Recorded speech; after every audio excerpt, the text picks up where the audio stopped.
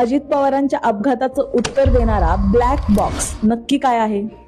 Digital flight data recorder आणि वैमानिकांचा cockpit मधील आवाज रेकॉर्ड करणारं उपकरण याला सामान्य भाषेत ब्लॅक बॉक्स म्हटलं जातं.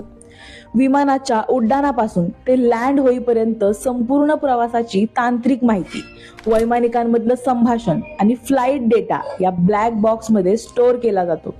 विमान किंवा हेलिकॉप्टर दुर्घटनाग्रस्त झालं तर ब्लॅक बॉक्सच्या मदतीनं तपास अधिकाऱ्यांना विमानाचा प्रवास, अपघातासाठी काही तांत्रिक कारण जबाबदार आहे का, नक्की काय घडलं होतं याची अत्यंत महत्त्वपूर्ण माहिती मिळू शकते. विमानाचा अत्यंत महत्त्वाचा घटक असलेला हा ब्लॅक बॉक्स खरं तर काळ्या रंगाचा नसतो.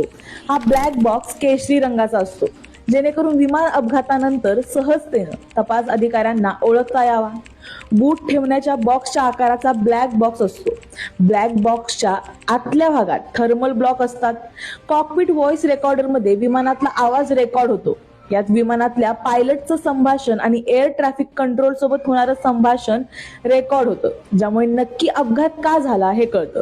तुम्हाला याबद्दल माहित होतं का? आणि अजितदादांच्या प्लेन क्रॅशचं नक्की कारण काय असू शकतं हे आम्हाला कमेंटमध्ये सांगा. आणि अशाच व्हिडिओसाठी प्राईम संवादला नक्की फॉलो करा.